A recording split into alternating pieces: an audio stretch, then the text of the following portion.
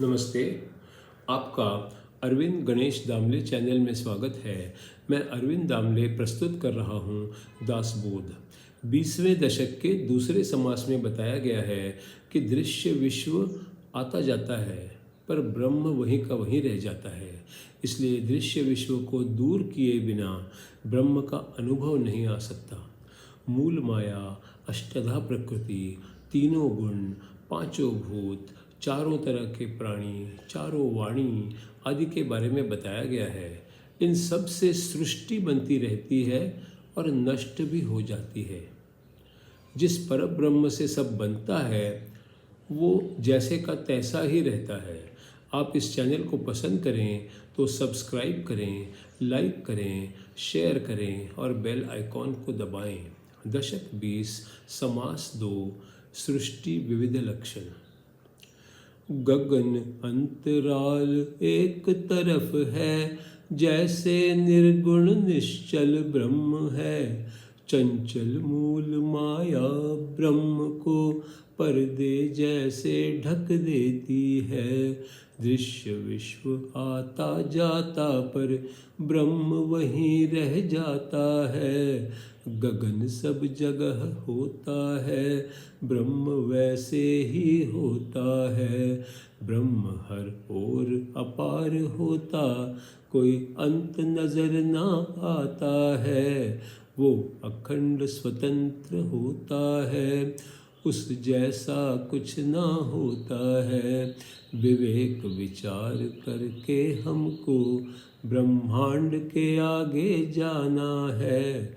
ब्रह्मांड कुछ है ही नहीं ऐसी कल्पना हमको करनी है।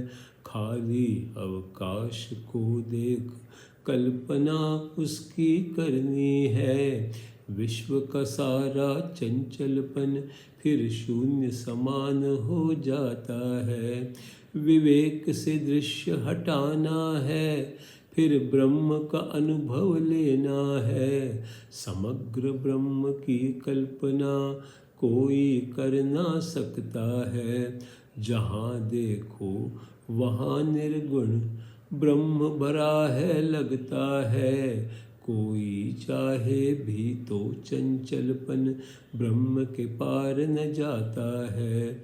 दृश्य बदलता नष्ट होता, पर ब्रह्म वो नहीं बदलता है। दृश्य समझ में आ जाता पर ब्रह्म समझ ना आता है। कल्पना दृश्य विश्व में सभी जगह जा सकती है। कल्पना कर भी ब्रह्म किसी को समझ में नहीं आता है। तत्वम असि अहम ब्रह्मास्मि ये महावाक्य होते हैं। उनका अर्थ समझ जाए तो सब कुछ समझ में आता है। ब्रह्म से श्रेष्ठ वस्तु नहीं, श्रवण सा श्रेष्ठ साधन न है। पर ब्रह्म को समझे बिन संतोष नहीं मिल सकता है। पिपीली का मार्ग धीरे से साध्य की ओर ले जाता है। विहंगम मार्ग पंछी सम झट से फल तक जाता है।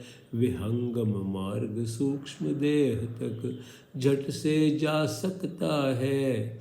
इन बातों पर मनन करके ये संभव हो सकता है।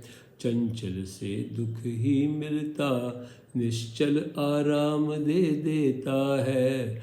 महान लोग निश्चल का प्रत्यक्ष अनुभव लेते हैं। सृष्टि के विविध लक्षणों का वर्णन हमको करना है।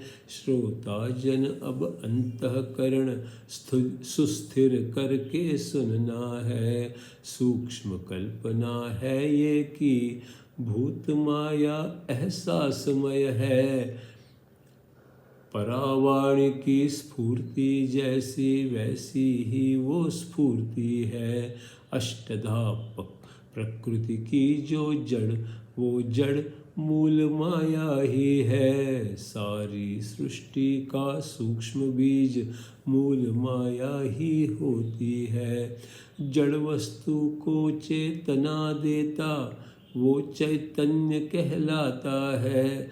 उसके सारा सूक्ष्म रूप निशानियों से पहचानना है। मूल माया में तीनों गुण गुप्त रूप में रहते हैं। वही गुण और तत्व इकट्ठे महत्त्व कहलाते हैं। इसके बाद पांचों भूतों का अपार विस्तार हो जाता है। 9 खंड 7 द्वीपों की पृथ्वी उनसे बन जाती है। त्रिगुणों का है पहला भाग, 5 भूतों का दूजा भाग। इसके बाद वर्णन सुन लो जिसका होता तीसरा भाग। उत्पन्न होता है और नष्ट भी वो हो जाता है। अनेक जीव जन्म लेते हैं और वे मर भी जाते हैं। सारी सृष्टि उत्पन्न होती और नष्ट भी वो होती है।